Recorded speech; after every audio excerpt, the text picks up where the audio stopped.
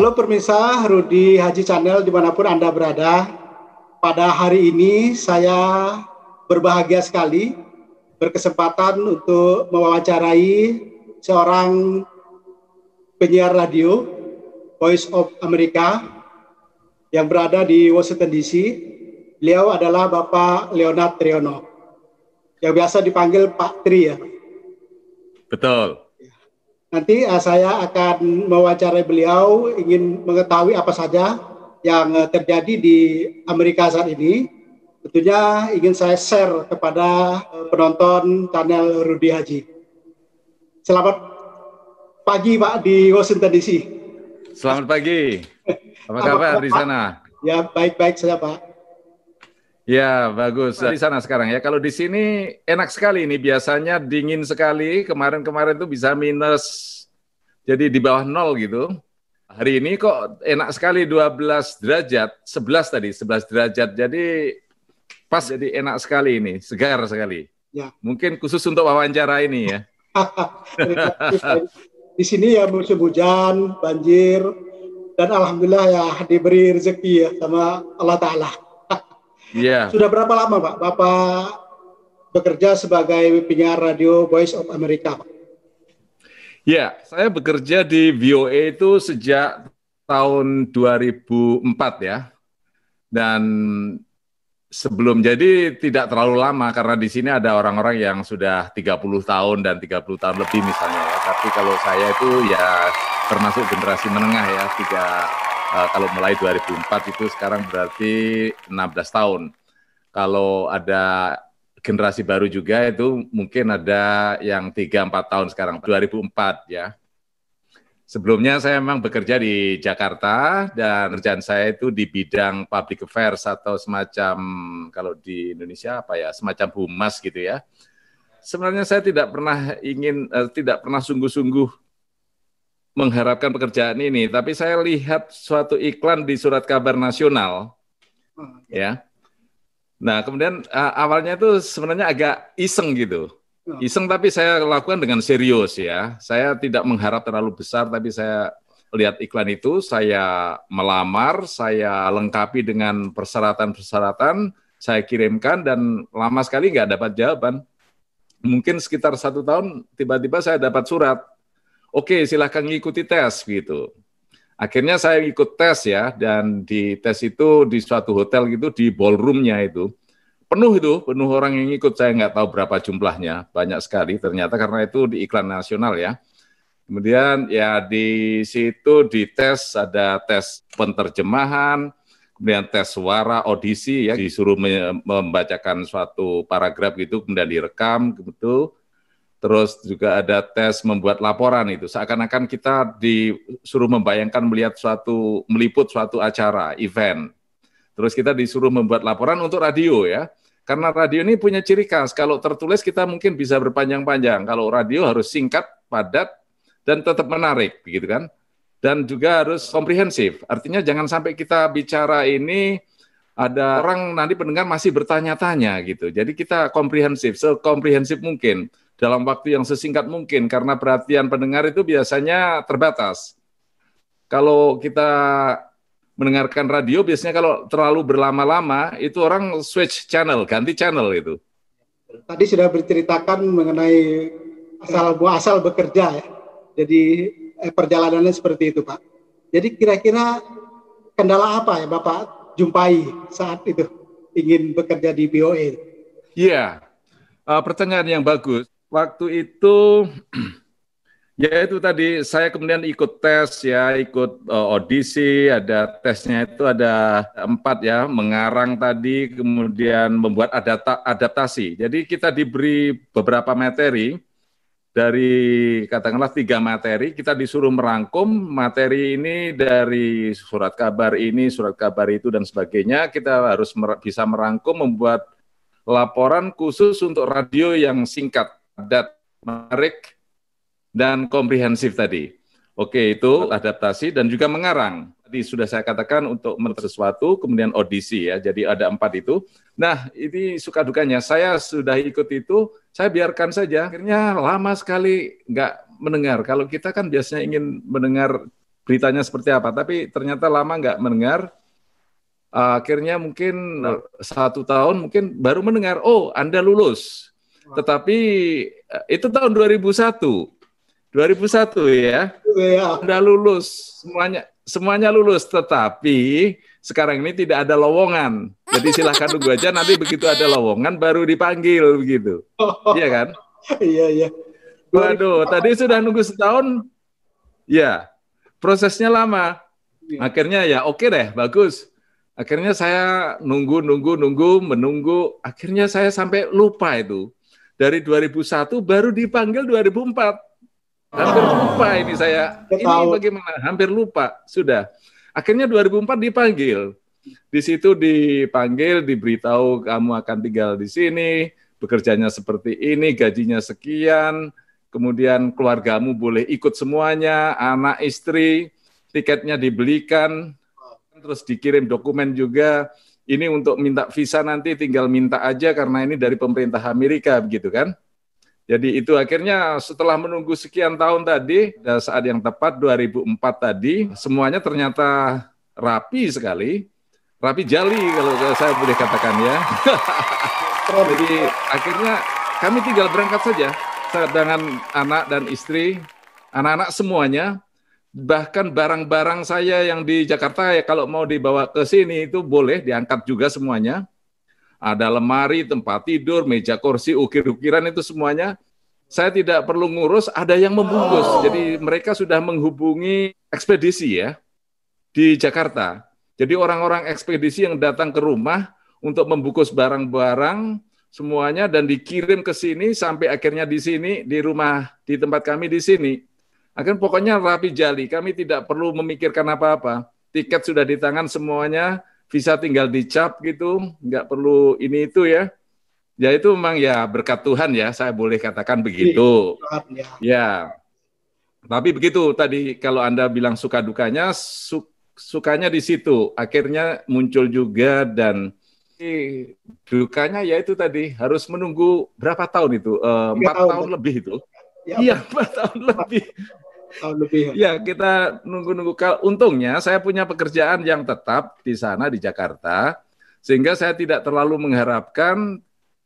menginginkan, tetapi tidak terlalu mengharap gitu ya. Dan saya punya pekerjaan tetap dan ya alhamdulillah ya terima kasih puji Tuhan bahwa saya punya pekerjaan tetap, jadi tidak ada gangguan secara ekonomi dan sebagainya gitu sampai saat kami menunggu keberangkatan begitu. Itu ya. Karena BOE ini memang sebuah lembaga yang sangat besar.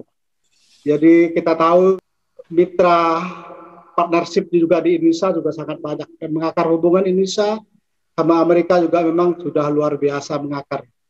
Jadi saya ingin mengetahui dari pernyataan Bapak mengenai lembaga penyiaran BOE ini gitu.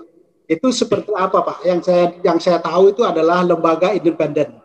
Dia berhak mengkritisi siapa saja, termasuk pemerintah Amerika. Gitu. Itu yang sangat menarik. Itu biaya BOE ini dari dana pajak rakyat Amerika. Gitu. Jadi ini sangat menarik menurut saya. Saya ingin pernyataan dari Bapak. Iya, persis sekali. BOE ini memang unik, ya.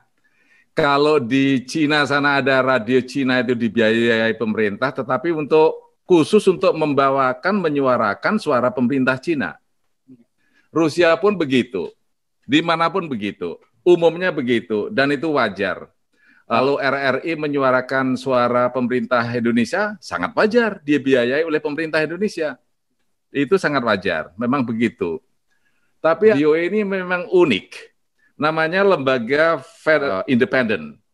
Artinya lembaga independen ini adalah lembaga pemerintah sebenarnya. Jadi orang yang bekerja untuk BOE itu adalah pegawai negeri Amerika. Ya, lembaga pemerintah dibiayai oleh pemerintah melalui pembayar pajak, ya. Yang budgetnya atau anggarannya itu ditentukan oleh Kongres. Nah, kalau bicara mengenai Kongres ini sifatnya kalau di Amerika bipartisan, ada Republik dan Demokrat. Jadi baik sekali karena yang menentukan dua-duanya. Walaupun memang pengajuan anggaran itu dari eksekutif ya, dari pemerintah. Tetapi Pak ketok palunya itu di Kongres. Amerika. Gitu. Oleh karena itu, walaupun demikian, VOA ini dikatakan independen memang harus benar-benar independen.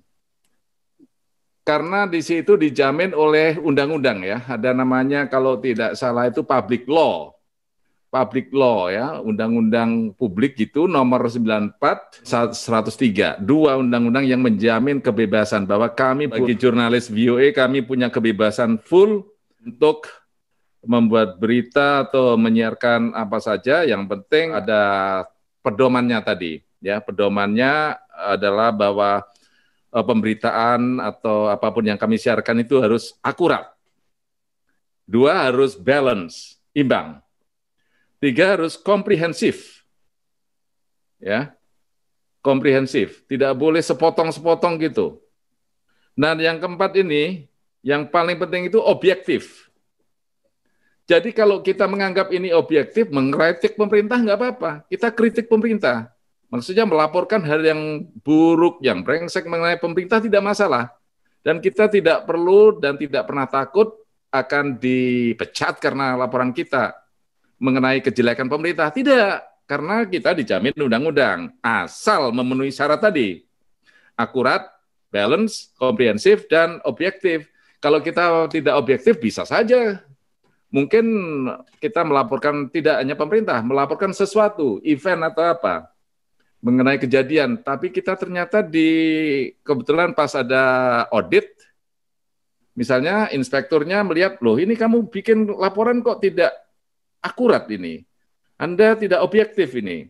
Kalau objektif kan harus faktual, harus imparsial dan netral. Ini Anda nggak netral, ini ada ide pribadi dimasukkan, ini bukan netral ini. Saya bisa dipecat, bisa dikasih sanksi lah. Apapun, tidak. Walaupun itu saya melaporkan sesuatu yang tidak ada sangkutnya dengan pemerintah misalnya. Jadi di situ uniknya, pemerintah mendirikan suatu badan independen dan membiayainya, tetapi badan itu tidak menyuarakan pemerintah gitu. Kita bahkan boleh menulis atau menyiarkan apa saja, kalau buruk ya kita harus laporkan buruk mengenai pemerintah. Jadi kita harus melaporkan apa adanya. Kalau kita melaporkan ada hal buruk tentang pemerintah, kita laporkan bagus, wah itu malah kita juga melanggar itu. Tidak akurat. Hal buruk kok dilaporkan sebagai hal bagus, itu berarti tidak akurat. Saya melanggar charter. Itu namanya charter VOA. Charter itu kalau bahasa Indonesia piagam. Piagam VOA itu bahwa kita akan menyiarkan apa saja, mengenai apa saja, dengan patokan tadi akurat, kemudian balance atau imbang, atau kemudian komprehensif dan objektif tadi. Di situ. Mungkin sedikit begitu, saya bisa ngomong banyak soal ini, soalnya ada buku undang-undangnya juga, tapi ya itulah kira-kira. Ya, gambaran nih Pak ya. Baik, 16 tahun sudah di Washington DC Pak ya. Ya. Tentu di sana ada masyarakat Indonesia yang dikenal dengan nama diaspora Indonesia. Bagaimana kebebasan diaspora Indonesia di Amerika, Pak? Pertanyaan yang bagus. Jadi di sini memang banyak sekali, ternyata mungkin ini lepas dari radar kalau di Indonesia. Ternyata kalau Anda sudah di sini itu banyak sekali warga Indonesia. Saya jalan-jalan di Washington ini, di pinggir jalan pun ada mbak-mbak yang jual kopi Indonesia. Ada itu. Saya memang tidak memperhatikan apakah beliau orang Indonesia, tetapi waktu saya membeli pakai bahasa Indonesia, saya kaget. Karena di sini kan kita bisa aja orang dari Myanmar atau bisa saja dari Kamboja gitu kan, yang punya mirip-mirip wajahnya. Tapi ternyata dia memakai bahasa Indonesia, dan ditelusurin lagi, wah, ternyata orang Indonesia. Jadi banyak sekali diaspora di sini. Mau beli sate juga di jalan gitu, ada yang jualan pakai mobil itu, ada juga. Ada warung Padang juga, tapi warung Padang karena di sini kan tidak seperti di Indonesia, harus memenuhi syarat-syarat higienis dan sebagainya. Jadi tidak bisa buka seperti kalau di Indonesia. Di sini di rumahan gitu, dan kita harus janji dan sebagainya. Jadi orang Indonesia di sini banyak sekali, di sini di Washington saja banyak. Kalau saya bicara mungkin yang saya lihat di Washington ini sangat banyak. Kalau pas Natalan itu boleh dikatakan kita bisa melihat ratusan, mungkin 1.000 orang. Kalau pas Idul Fitri itu saya mendengar itu sampai 5.000 lebih itu di Washington saja.